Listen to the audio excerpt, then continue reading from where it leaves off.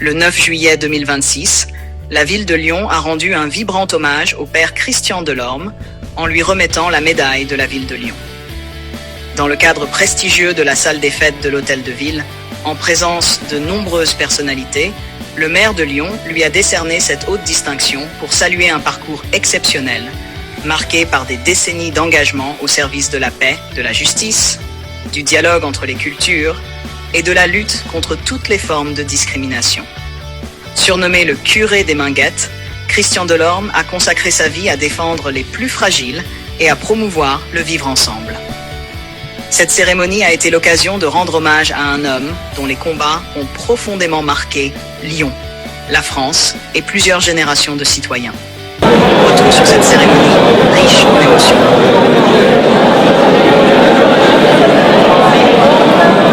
Messieurs, dames, bonjour à toutes et à tous. Bienvenue à l'hôtel de ville de Lyon. Nous sommes ravis de vous accueillir aujourd'hui pour cette cérémonie de remise de médaille de la ville de Lyon à Monsieur Christian Delorme.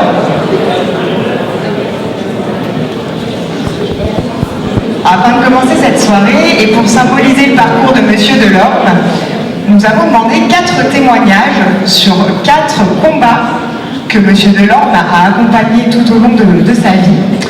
Donc pour commencer, je vais inviter Madame Cybèle L'Espérance à monter sur scène pour vous dire quelques mots.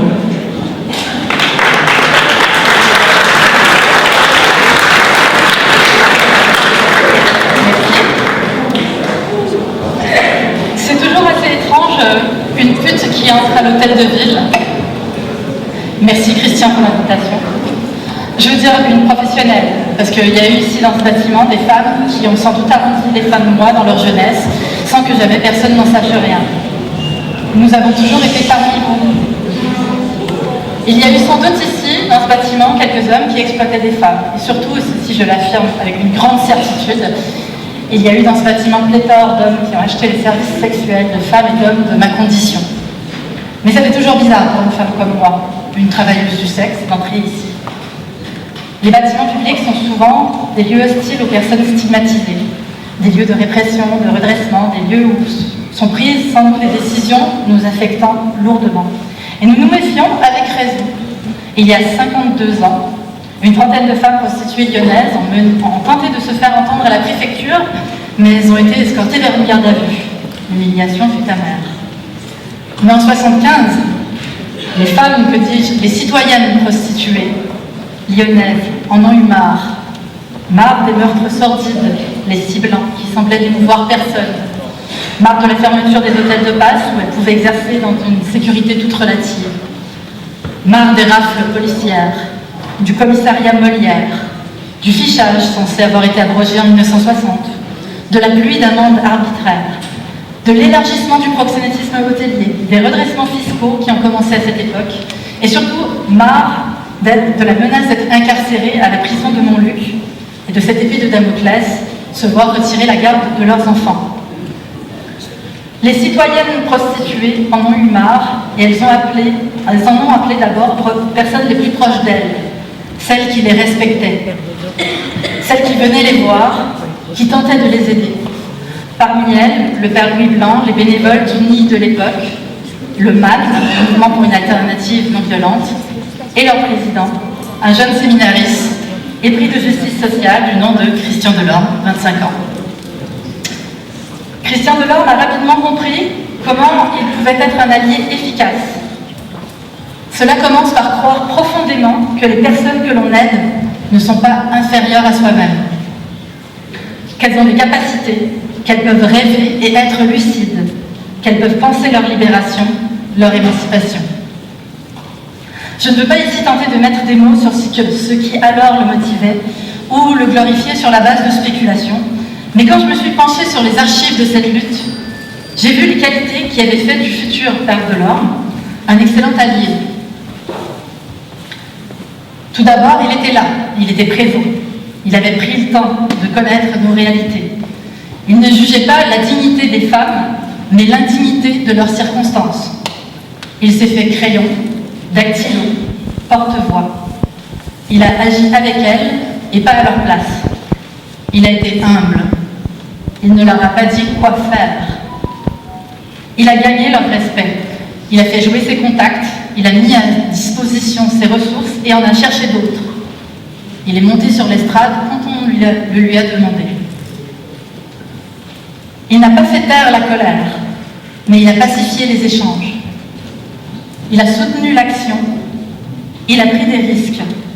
Il s'est exposé aux stigmates de côtoyer les stigmatisés. Ce sont toutes là les qualités d'un excellent allié. Et encore aujourd'hui, nous avons besoin d'alliés de cette trempe.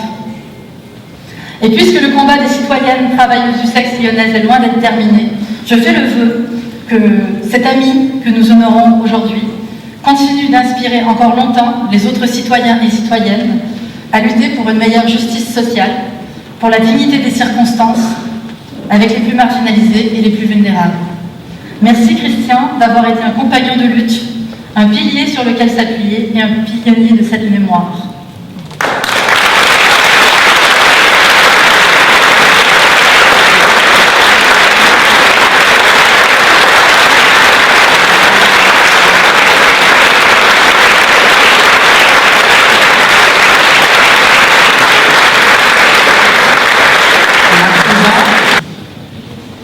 Christian et moi, c'est comme un buzz.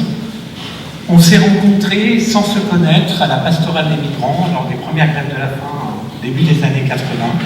Jeune étudiant, je venais à Lyon, parce que j'étais originaire de Vienne, dans l'Isère, et je venais en tant que responsable de la FASTI, Fédération des associations de solidarité avec les travailleurs immigrés. Je venais militer sur des sujets qui nous concernaient, qui étaient le racisme sous toutes ses formes, qui était la violence étatique, la violence sociale, le racisme du quotidien. Et Christian Delorme, je l'ai croisé ensuite à la CIMAD, sur les pentes de la Croix-Rousse, avec plusieurs types d'associations, Zermatt Banlieue et d'autres. Et nous avons comme ça croisé nos routes jusqu'à l'événement qui va s'appeler la Marche pour l'égalité contre le racisme, à l'initiative de jeunes du quartier de Montmousseau, dont certains sont présents dans la salle. Je voulais aussi avoir une pensée pour Jean, et aussi pour tous ceux qui nous ont quittés, Bouzid et tant d'autres, des copains, Farid, Amstar, et ce sont des compagnons de Christian qui l'ont aidé à mettre en place cette fameuse marche pour l'égalité contre le racisme, idée improbable de parcourir la France et de monter à Paris pour rencontrer le président de la République, François Mitterrand à l'époque.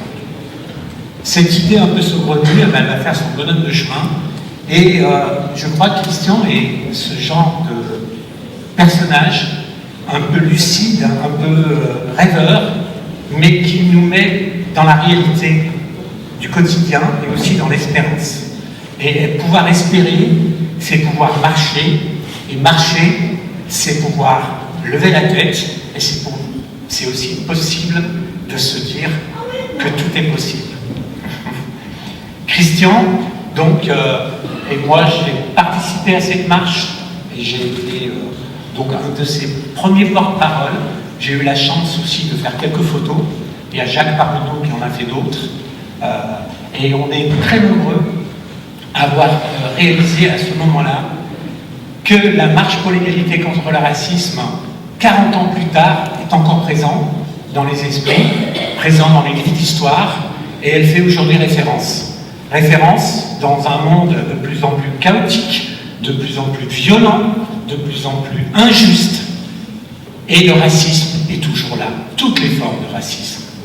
Je ne fais pas le distinguo, volontairement. Mais l'espoir, ça, je crois que Christian et Jean, à l'époque, qui étaient donc les animateurs de la CIMAD, nous l'ont insufflé, nous l'ont distillé en nous. Et moi, il m'a conforté dans une chose qu'on me disait toujours quand j'étais beaucoup plus jeune, que j'étais un rêveur, un idéaliste. Et bien aujourd'hui, je suis fier, très fier d'être un idéaliste. Sinon, je ne serais pas arrivé là où je suis aujourd'hui. Je n'aurais pas réussi à me dépasser face à l'adversité de la vie. Et je crois que nous pouvons tous nous y retrouver, car Christian est une lueur. Alors moi, il y a des choses qui m'ont tout de suite habité quand j'ai rencontré Christian. C'était sa façon d'appréhender la violence, à travers la non-violence. C'était sa façon de poser les questions sous forme de résilience et de trouver des solutions. Donc pour moi, Christian, tu es quelqu'un qui a accompagné toute ma période d'engagement. Tu as été un ami, tu es un grand frère, une vraie référence aujourd'hui dans ce que je peux encore dire, et surtout je crois que tu es une voix qui porte et qui doit porter sur l'avenir de ce pays, l'avenir de nos enfants. Et enfin, une petite remarque personnelle, la seule chose qui nous a séparés en réalité, c'est Dieu. Car nous avons toujours eu comme ça des rapports complètement engagés, militants, passionnés, mais sur ce terrain-là, comme on dit chez nous, excusez-moi, ma cachée. Voilà, en tout cas, je te dis à demain, parce que l'égalité, la fraternité, la justice, ce n'est pas terminé. Merci à vous.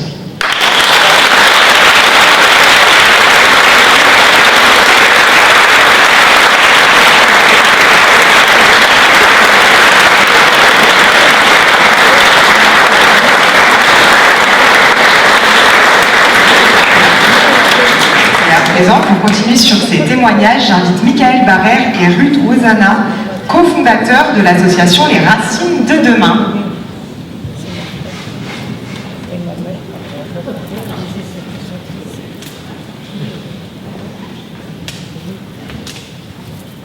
Chers amis, cher Christian, lorsque tu m'as appelé pour me demander si nous pouvions prendre la parole pour cette cérémonie, je t'avoue avoir été très ému et honoré de prendre la parole pour cette occasion. Car oui, pour moi, c'est un honneur d'être aujourd'hui devant vous pour témoigner de l'amitié profonde qui nous lie, Christian et moi. Je n'ai pas eu la chance d'être à ses côtés pour les dizaines de combats qu'il a menés au cours de sa vie. En revanche, dès qu'on s'est vus, nous avons débuté une amitié qui s'est renforcée à travers nos échanges, nos rencontres, nos espoirs et nos actions communes. Je suis sûr que bon nombre de personnes dans la salle pourraient également témoigner de la force de Christian et de sa passion pour les causes qu'il défend. Le quartier de la Guillotière comme référentiel commun, la multiculturalité de la société est vécue comme une richesse et non comme un frein au vivre ensemble. Cet engagement en faveur des causes auxquelles on croit, ce petit côté rebelle et cette volonté viscérale de faire de la fraternité bien plus qu'un mot sur les frontons de nos mairies. Pour ce qui est de la liberté et de l'égalité, nous avons des lois pour cela. Quant à la fraternité, elle se construit et ne peut exister que grâce aux actions de chacun au sein d'une société civile qui la promeut et qui en construit le cadre. Et c'est ce à quoi Christian a largement contribué tout au long de ses engagements. Depuis que nous avons créé l'association Les Racines de Demain et que nous la dirigeons, Christian est à nos côtés, nous encourage, nous conseille, nous oriente, nous soutient, toujours avec cette même bienveillance qui en fait l'homme qu'il est. Nous œuvrons chaque jour par le dialogue et la rencontre, de Vaux-en-Velin à la colline de la Croix-Rousse, des Monts du Lyonnais à Givors, de la Saône-et-Loire à Aix-les-Bains et bientôt en région parisienne, parce que nous avons en commun la volonté de nous engager chaque jour pour construire une aventure républicaine commune. Permettre la rencontre, c'est ce que nous créons.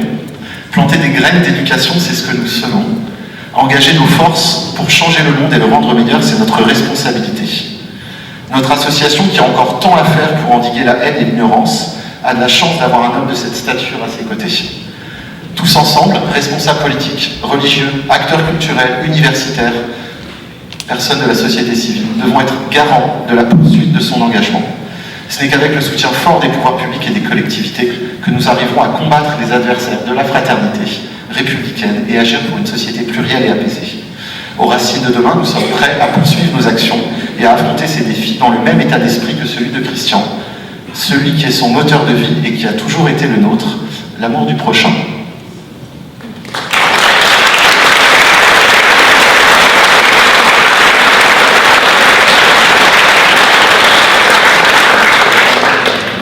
Au lendemain du 7 octobre, les fils d'Abraham et l'hospitalité d'Abraham ont initié une marche de la fraternité. Quand Christian nous a appelés, nous avons de suite répondu présent. Nous avons écrit et lu ensemble un texte simple, fort. Je vous en lis ici juste un extrait. Habitants et citoyens de France et de différentes appartenances ou convictions, juifs, chrétiens, musulmans, bouddhistes, adeptes de religions ou de philosophies autres, humanistes, tout simplement. Il importe que nous ayons le souci de sauver la paix sociale de nos quartiers, de nos villes, de notre pays. Nous nous devons de nous affirmer comme des humains qui aspirons et agissons pour la fraternité universelle, en commençant par nos relations de voisinage.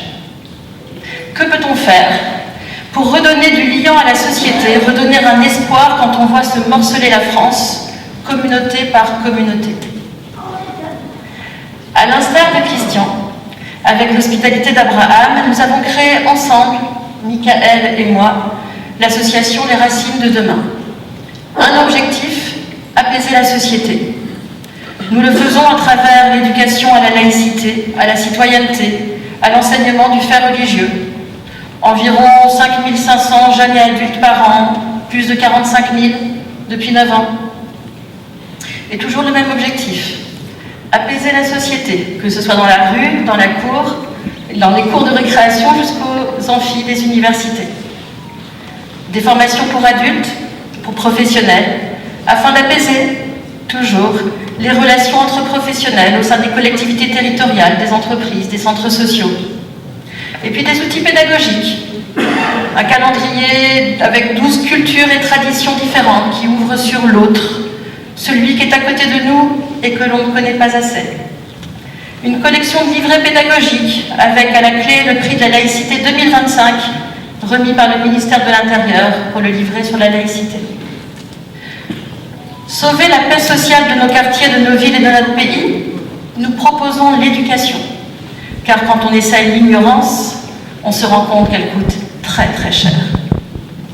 Christian, tu es notre ami, notre exemple, notre mentor, notre frère, un homme exceptionnel que l'on nomme en yiddish un Mensch. Nous sommes très heureux de cette reconnaissance pour ton action incroyable au fil des années et nous sommes très heureux de pouvoir participer à te rendre cet honneur. Nous t'aimons. Nous t'aimons.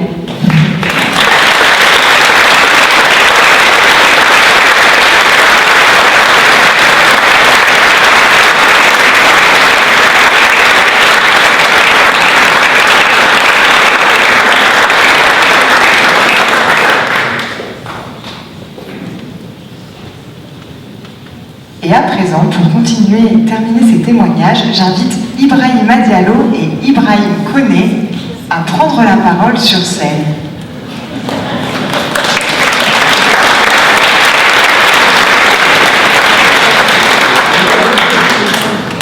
Bonsoir. Bonsoir le maire. Merci de nous inviter et de penser à nous. Juste une petite histoire. Nous avons connu le père Christian Delorme à travers un ami du nom de Fouad. Dès lors, nous avons échangé avec le père Christian plein de choses. À l'époque, nous occupons le squat anti-Z. De là-bas, il y a eu tellement d'échanges, de discussions. Le père Christian nous a soutenus moralement, matériellement, financièrement, en guillemets, grâce au soutien d'autres personnes qui ne sont pas présentes dans la salle et d'autres personnes qui sont sous l'ombre. Le père Christian Delorme est pour nous un modèle. Grâce à lui, il y a eu plusieurs couvertures. Il nous a fait présenter des institutions telles que la métropole à l'époque de Guimet, je crois bien. L'ancien préfet de... c'est pas en 2021. Sans oublier une personne présente dans cette salle, Boubacar Samir, et Madame Pessel Bonnet, qui n'est pas là aujourd'hui. Pour nous, le père, c'est une référence. Grâce à lui, on a eu une ouverture d'esprit, de partage et tant d'autres, du collège de l'Antisède au collège Maurice Ève, du Lacuire, Sans Souci, Lafayette, tous ces noms que je viens de citer, ce sont des squats que le père a intervenu en faisant la médiation. Aujourd'hui, nous lui disons merci. Merci pour tout ce que vous faites pour les demandeurs et demandeuses d'asile, pour des personnes qui sont dans une situation de précarité.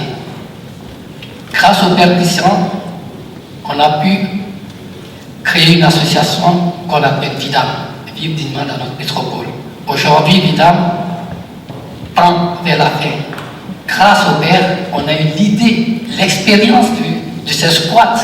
Nous nous sommes dit pourquoi pas créer notre propre association à nous. Aujourd'hui, l'association s'appelle FIER, Fraternité, Intégration, Hospitalité, Égalité et Relogement. Le but de l'association, c'est d'héberger des personnes qui sont dans une situation très très compliquée et difficile, grâce aux conventions, en parenthèse. Et la force de cette association, c'est de faire la traduction dans différents dialectes des pays du Sud saharien. Donc, nous faisons l'interprétation, la traduction, pour faciliter à la personne pour pouvoir faire son récit devant le froid. Je ne vais pas trop monopoliser la parole. Et merci à tous ceux qui sont venus. Et merci au Père Christian encore.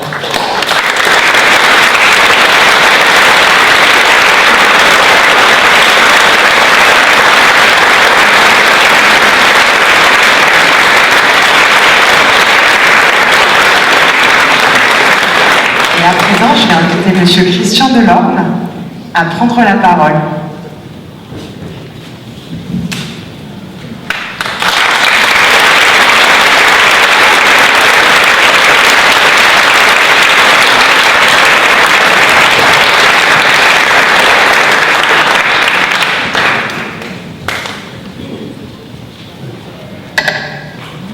Comment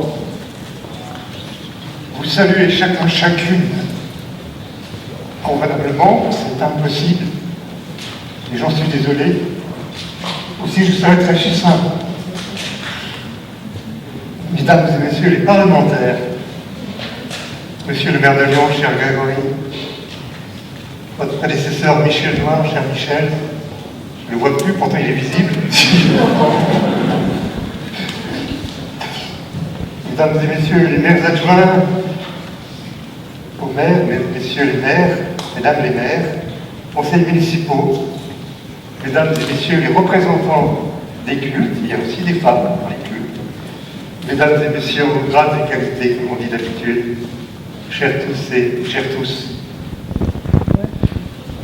Bien entendu, je suis impressionné par votre présence nombreuse, à la fois heureux de vous retrouver tous, et embarrassé et mal à l'aise de me trouver au cœur de cette cérémonie, même si j'y ai consenti.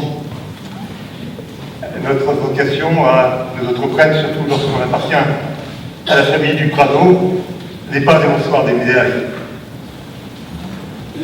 Quand Grégory Doucet m'a proposé cette distinction, j'ai répondu « ce n'est pas avec cela qu'on entre au paradis, au contraire ». Mais il n'a pas été sensible à l'argument, je ne sais pas pourquoi. C'est comme avec Farid.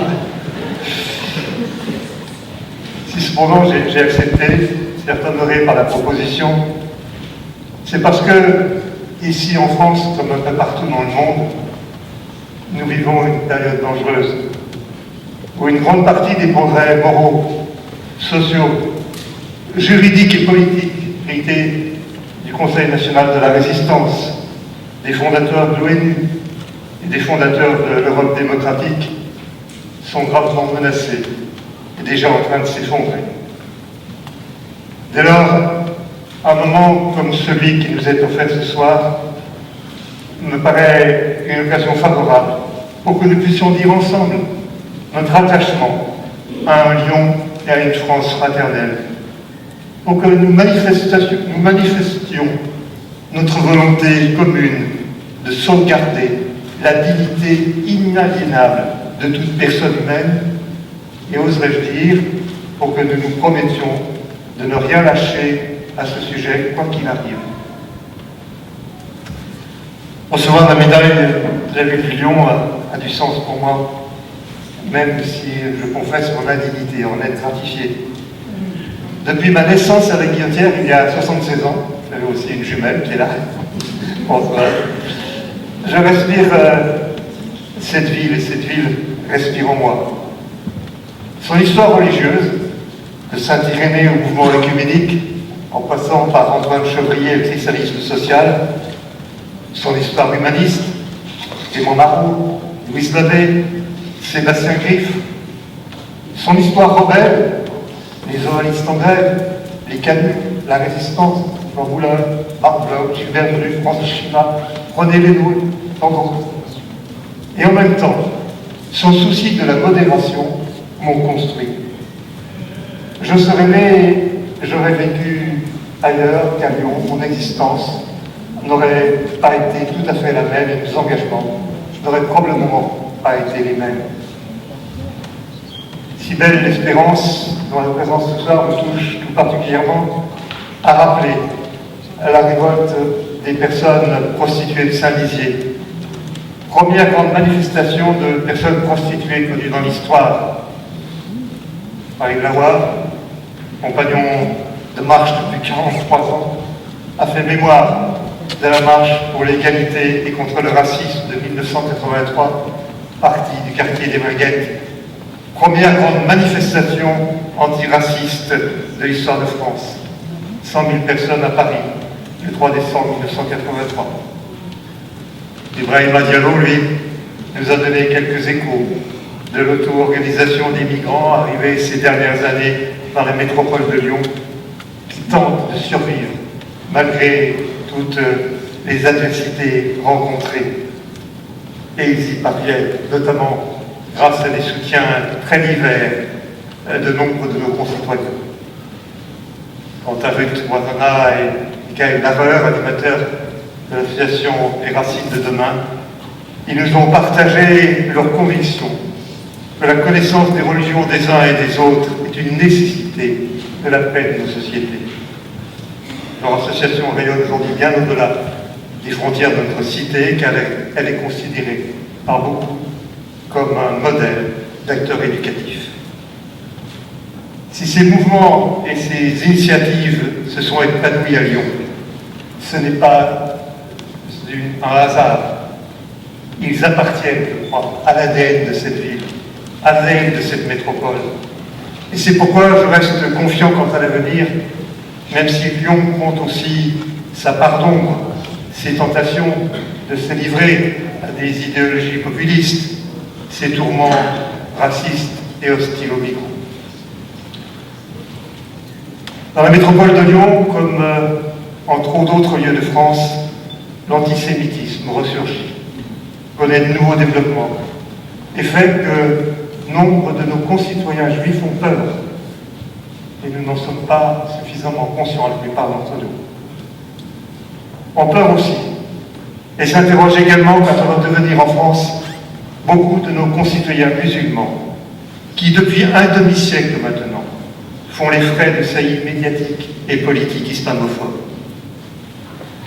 Moins d'un an avant une élection présidentielle et des élections législatives où le pire est possible, je voudrais que nous puissions nous promettre que dans notre métropole, nous n'accepterons jamais qu'on puisse toucher à un seul cheveu d'un juif parce que juif, à un seul cheveu d'un musulman parce que musulman, à un seul cheveu d'un noir parce que noir, à un seul cheveu de tout être humain en raison de son origine, de sa religion, de ses opinions philosophiques ou politiques, de son identité sexuelle. Utopique cela? Non, car c'est inscrit dans la culture de Lyon depuis plusieurs siècles et il nous appartient seulement de faire en sorte qu'il n'y ait pas de rupture avec cette tradition.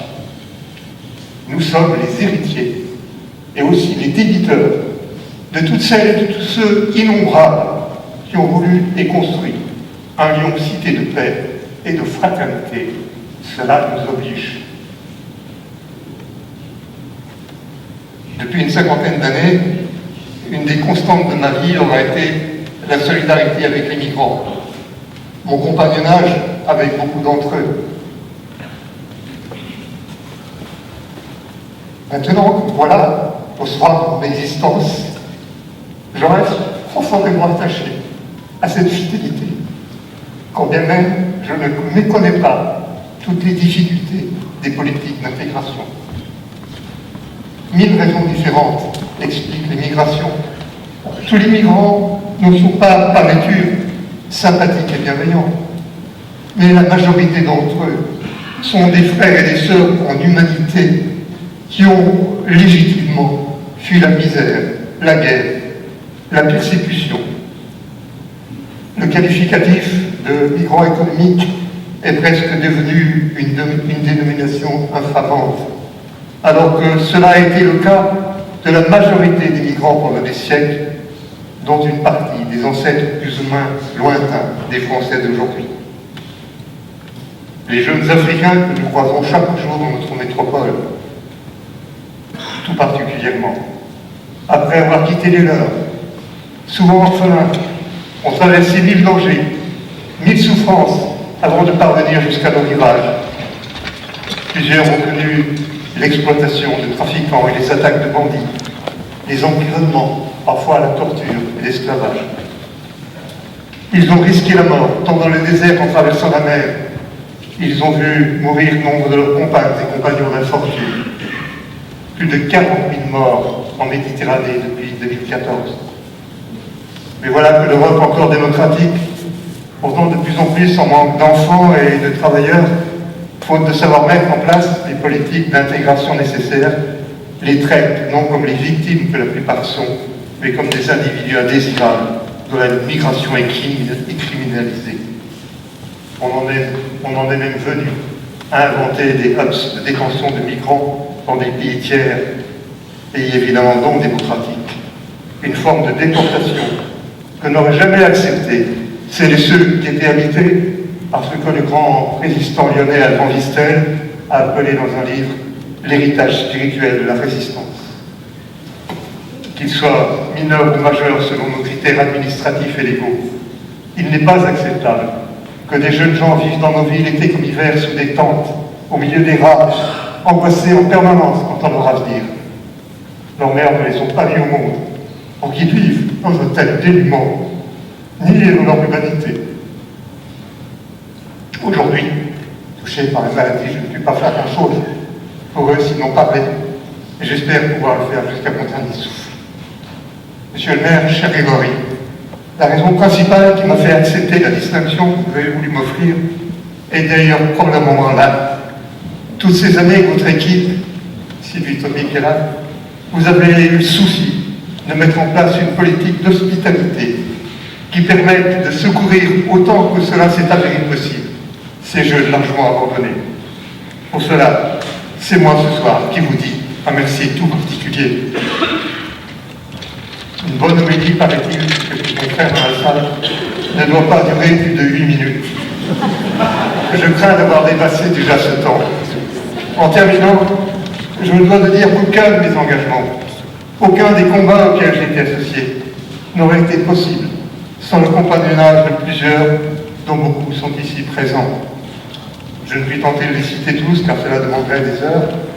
J'évoquerai seulement les amis du mouvement amical uni des années 1970, Jean-Pierre Lanvin et les amis du mouvement pour une alternative non violente, le père Henri Loman et l'ACFAL, le pasteur Jean Costil et la CIMA, les amis de l'association L'Hospitalité d'Abraham, les archevêques successifs, mes frères et sœurs des Prados, et aussi les 6 maires de Lyon, qu'il m'a été donné de connaître ces 45 dernières années, où je ne suis pas un père d'année, et qui j'ai reçu toujours une écoute respectueuse.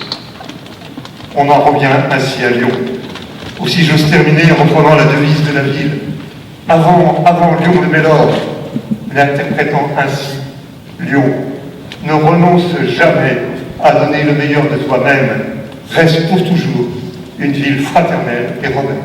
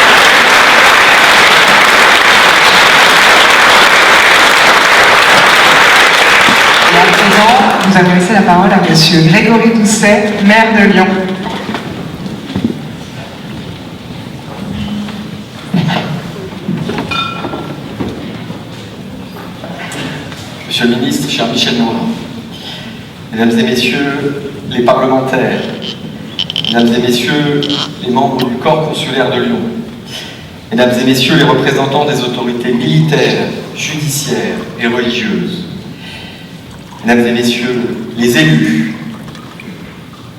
cher Christian, Mesdames et Messieurs les présidents et directeurs d'institutions, Mesdames et Messieurs les présidents d'associations mémorielles, Mesdames et Messieurs,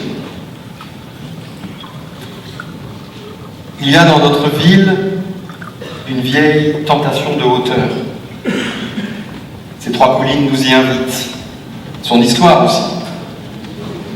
Lyon se tient dans celle-ci avec gravité, comme si les siècles lui avaient confié quelque chose à transmettre et faire prospérer.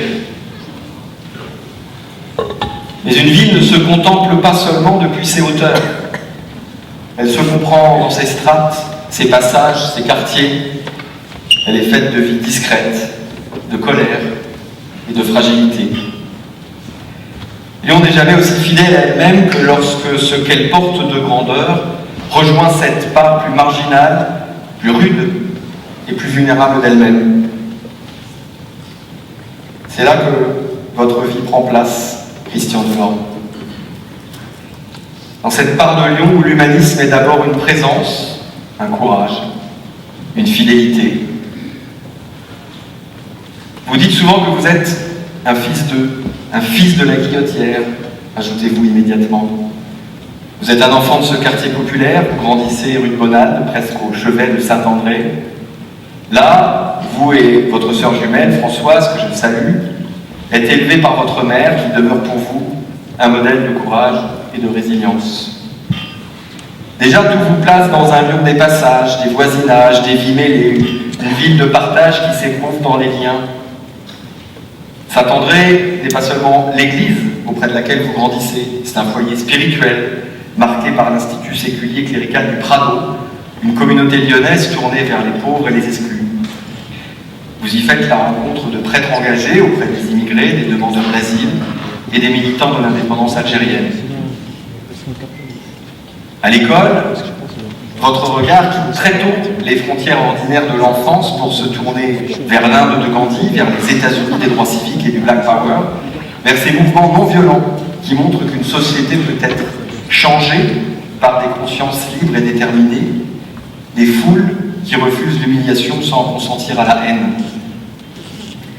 En parallèle, vous apprivoisez également le monde avec les livres Robinson Crusoe de Daniel Defoe, La case de l'oncle Tom de Ariane Pichersto. Vous vous identifiez davantage à l'indigène vendredi qu'à Robinson, à l'oncle Tom plutôt qu'aux esclavagistes blancs qu'il servait. Et puis, il y a Anne Frank. La lecture de son journal vous touche et son visage, avec son lot de tragédies, ne vous quitte plus. Vous nouez avec elle une amitié invisible qui vient donner une profondeur historique à vos premières intuitions. Devenu lycéen, vous confrontez toutes ces institutions en rencontrant un milieu militant, la mouvance chrétienne lyonnaise engagée dans les communautés de l'Arche, l'action civique non violente, et des figures comme le philosophe et poète Lanza del Vasto ou le pasteur Jean Lasserre. Vous apprenez auprès d'eux la non-violence comme une discipline spirituelle et politique.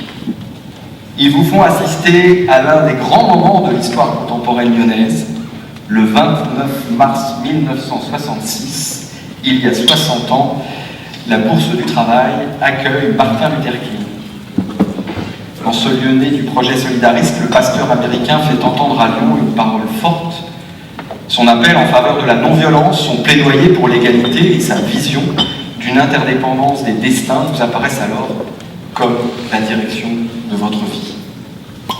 Le bac en poche, vous intégrez l'ISA de Lyon, votre trajectoire se précise et diplômé, vous ne vous contentez pas de la théorie, vous rejoignez en parallèle plusieurs groupes chrétiens prônant la non-violence, la paix, l'antimilitarisme et la défense des opprimés. Je pense en particulier au groupe d'action et de résistance à la militarisation, GAP, animé par Mireille Debar et la CIMAD, où vous faites la connaissance de Jean-Jacques Massard, André Gachet, Bernard Bols ou encore Olivier Brachet. Le premier de vos combats, c'est le soutien au peuple opprimé. En 1969, vous créez le comité Atipaya pour soutenir l'action d'André Coignard auprès du peuple Wayana en Guyane. 2 ans plus tard, bouleversé par la guerre au Bangladesh, vous jeûnez 8 jours dans les locaux de l'aumônerie du lycée Jean Perrin. Loin des grandes tribunes, vous relayez au cœur de Lyon un cri venu d'un autre continent. Le deuxième combat, c'est le pacifisme et l'antimilitarisme. Toujours en 1971, avec d'autres membres du GARD, vous vous enchaînez dans le centre de Lyon pour barrer symboliquement la route au ministre de la Défense, Michel Debré, et protester contre la vente d'armes au Pakistan. Puis vous participerez aux actions contre l'installation du poste de commandement atomique du Mont-Verdun. Le troisième combat, c'est la défense du statut des objecteurs de conscience. Du 8 au 10 décembre 1972, vous occupez même la basilique de Fourvière avec François Janin et d'autres militants pour protester contre le maintien en détention de Jean-Michel Fayard. Ces gestes disent tout de votre profonde cohérence. La non-violence, pour vous, n'a jamais été synonyme de prudence. Elle engage le corps, elle expose. Elle prend le risque de l'incompréhension ou de la répression. Elle avance sans armes, avec une force intérieure qui refuse de laisser la brutalité décider seule de la forme du combat. Votre pratique militante ne sépare toutefois jamais l'action de la réflexion. Au fil des années, vous participez à l'écriture de plusieurs revues, à l'instar d'alternatives non violentes. Vous écrivez, vous construisez une pensée, vous inscrivez ainsi la non-violence dans le paysage intellectuel, spirituel et militant de notre pays. Fidèle à la tradition humaniste de Lyon, ville d'imprimeurs, de feuilles qui circulent, de textes qui déplacent les regards, vous fabriquez vous aussi de quoi interpeller la société pour rendre visibles des vies qu'elle ne veut pas voir. Dans Atipaya, journal de votre comité, vous consacrez par exemple un numéro à la prison Saint-Paul, préparé par le groupe d'information sur les prisons, donnant à entendre les détenus et leurs parents. Puis en 1972, vous publiez Prostitution Vérité, le vrai scandale de Lyon, inspiré de la méthode du JP, nourri de témoignages de femmes prostituées. Cela vous mènera à prendre une part active et essentielle de le combat de ces femmes. Vous rejoignez le mouvement d'Uni qui vous invite à faire des sorties dans Lyon, toujours à deux, un homme et une femme, pour écouter celles qui faisaient le trottoir, entendre leurs doléances, comprendre l'étau des procès-verbaux, la menace de la prison pour non-paiement d'amende, cette mécanique froide par laquelle une société ajoute de l'humiliation à l'humiliation. Alors, lorsque l'occupation de l'église Saint-Nizier advient en 1975, vous arrivez avec une culture déjà formée. Les témoignages ont rappelé ce moment essentiel. Je veux seulement en retenir votre manière d'y être. Vous accompagnez sans confisquer. Vous organisez, vous rédigez, vous aidez une parole humiliée à se tenir droite dans l'espace public. Ce geste reviendra souvent.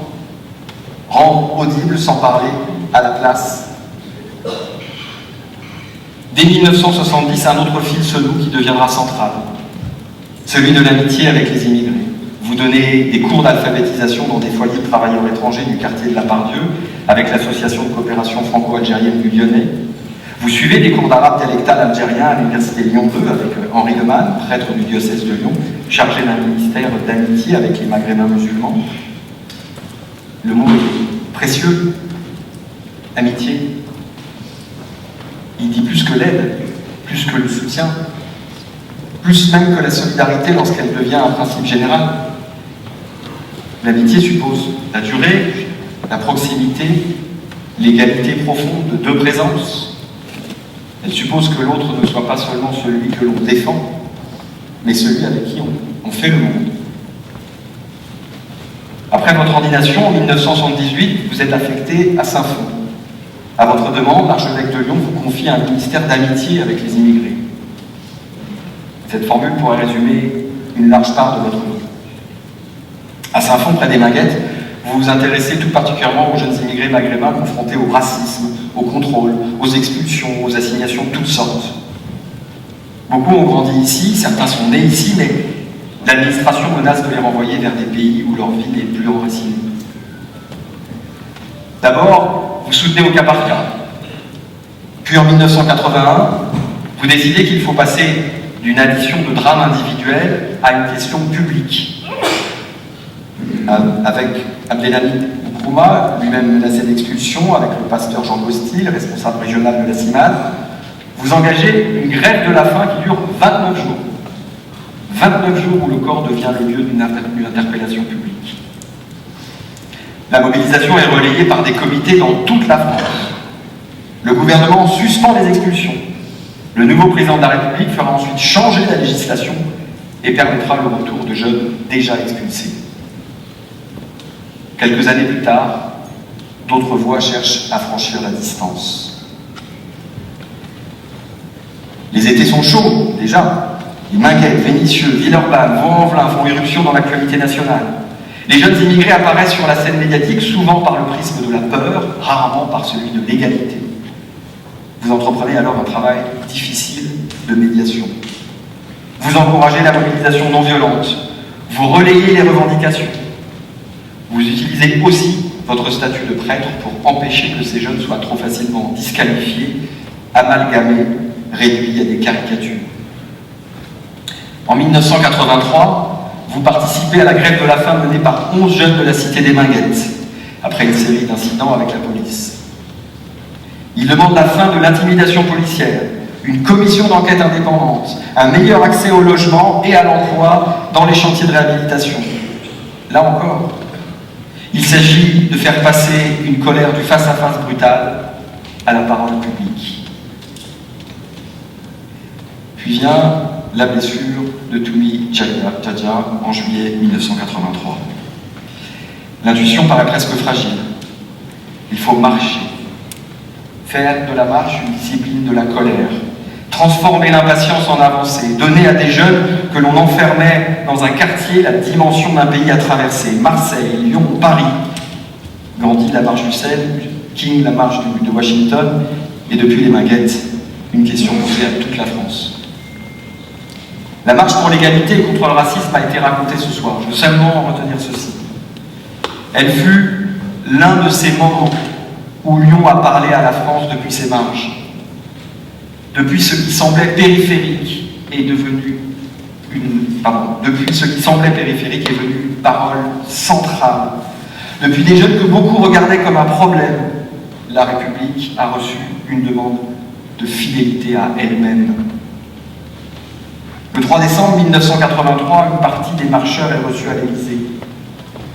Le président de la République condamne les violences envers les jeunes immigrés et promet la création d'une carte unique de 10 ans. Votre rôle, il fut celui d'un passeur. Un passeur prend peu de place dans la lumière. Il prépare le passage, il sécurise, il encourage. Il relie, puis il accepte que d'autres avancent. Vous avez souvent été cela. Celui qui ouvre un espace où la parole des autres devient possible.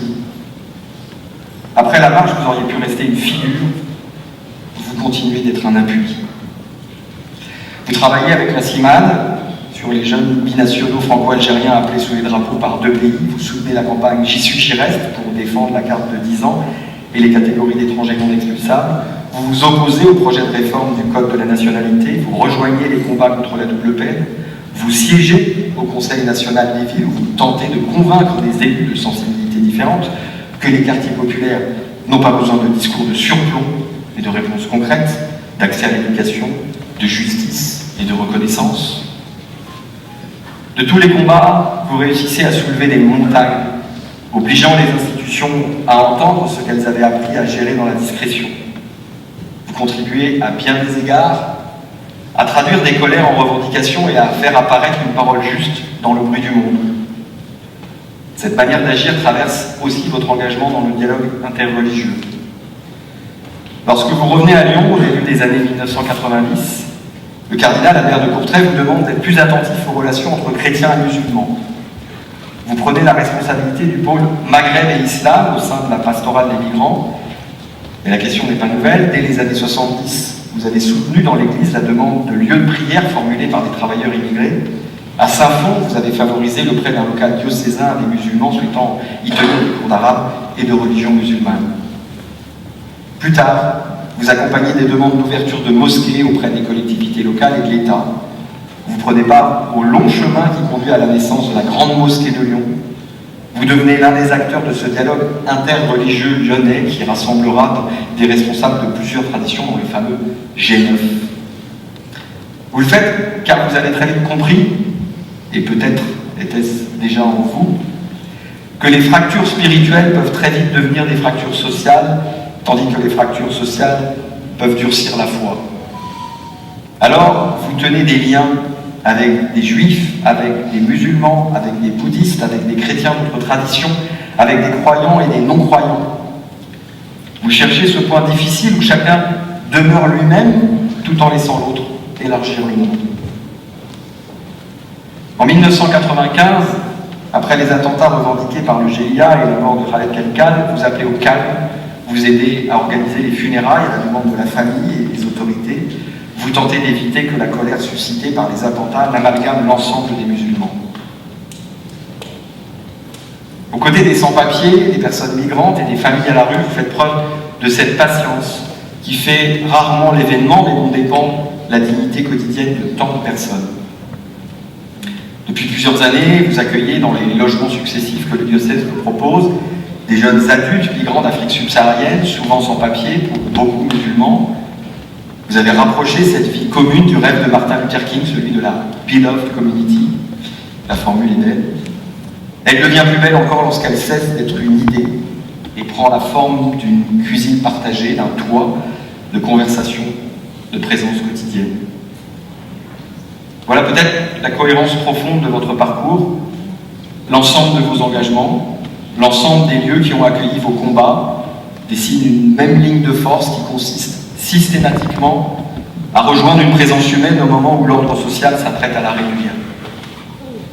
Vous avez opposé à cela une attention obstinée, cette attention à la douceur de ceux qui écoutent et la fermeté de ceux qui tiennent. C'est une leçon pour Lyon, pour chacune et chacun de nous, mais au-delà, pour la France. Lyon peut être fier de ses savants, de ses artistes, de ses bâtisseurs. Elle peut aussi être fière de ses ouvriers, de ceux qui ont su opposer une puissante résistance à la haine et au racisme, et de tous les faiseurs de liens sociaux qui sont la force de nos quartiers. Elle peut être fière de ce qu'elle invente et de ce qu'elle transmet. De votre engagement, je tire un enseignement plus spécifique. Lyon grandit chaque fois qu'elle accepte d'être bousculée par les paroles venues des marges. Lyon grandit lorsqu'elle entend, dans une demande d'hébergement, dans une marche de jeunes, dans une alerte associative, dans une main tendue entre deux religions, autre chose qu'une difficulté à gérer, lorsqu'elle y voit une part de sa propre grandeur. C'est particulièrement une leçon pour celui qui a l'honneur de servir cette ville. Un maire peut décider de faire des choix entre plusieurs voies d'action. Il porte des politiques publiques, des budgets, des priorités. Mais une ville ne se gouverne jamais seulement par les compétences qu'elle détient. Elle se gouverne aussi par les voix qu'elle accepte de laisser entrer en elle.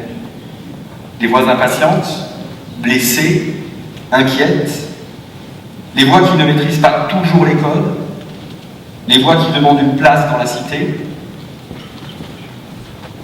Aujourd'hui, nous nous sommes remémorés vos engagements. Beaucoup savent ici ce que votre nom évoque. Mais votre parcours appartient surtout au présent. Il continue de travailler notre manière de regarder la vie. Il continue de nous demander où se situent aujourd'hui nos seuils, nos angles morts, nos peurs sans doute irrationnelles, nos habitudes d'indifférence. La médaille que je vais vous remettre prend place dans cette tension. Elle porte une gratitude et une responsabilité. Gratitude envers celui qui a donné tant d'années, tant de force, tant de fidélité à cette ville et à celles et ceux qui y cherchent leur place. Responsabilité pour nous, qui recevons en miroir l'exigence de ne pas laisser l'humanisme lyonnais être qu'un slogan. Cher Christian Delorme, votre vie a souvent emprunté ce chemin de l'engagement. Vous l'avez emprunté avec modestie et élégance, avec une obstination que beaucoup de Lyonnaises et de Lyonnais connaissent. connaissent depuis longtemps. Vous avez relié des mondes qui ne se parlaient plus.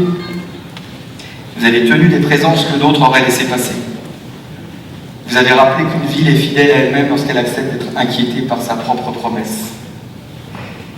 Alors, au moment de vous remettre la médaille de Lyon, je souhaite que ce geste demeure fidèle à ce que vous nous enseignez. Au nom de la ville de Lyon, au nom des Lyonnaises et des Lyonnais, au nom de toutes celles et tous ceux qui savent ce que votre vie a déplacé dans notre histoire commune, au nom de celles et ceux que vous avez aidés à reprendre parole, à retrouver place, je suis très heureux, cher Christian Delorme, de vous remettre la médaille de la ville de Lyon.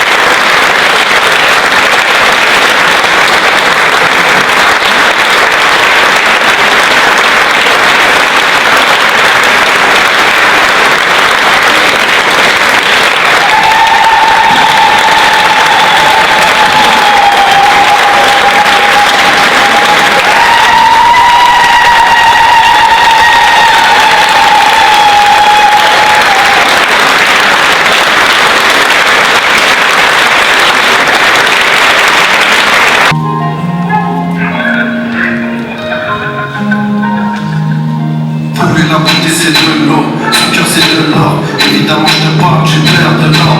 Il aurait pu mener sa vie tranquille, mais il a mis fin à des expulsions faisant des grèves de la faim.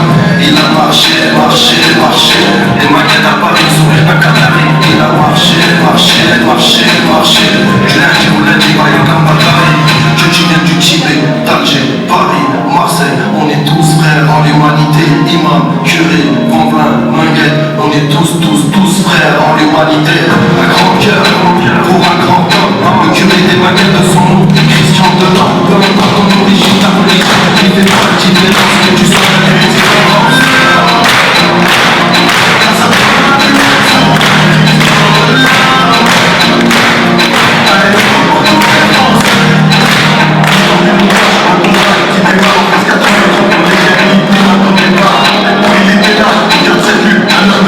Christian Delorme, un homme qui mérite d'être le roi. Il marchait avec les jeunes dans les quartiers oubliés. Christian Delorme, un phare dans la nuit, un guide éclairé. Christian Delorme, un homme de paix, dans la mêlée, nous montrer l'égalité, ensemble on l'a construit. Je viens du Tibet, d'Alger, Paris, Marseille. On est tous frères en l'humanité. Imam, curé, Vanvelin, Minguette. On est tous frères en l'humanité. Un grand cœur pour un grand homme. Le curé des maquettes de son nom, Christian Delorme. Peu importe ton origine, ta religion, il fait pas de différence.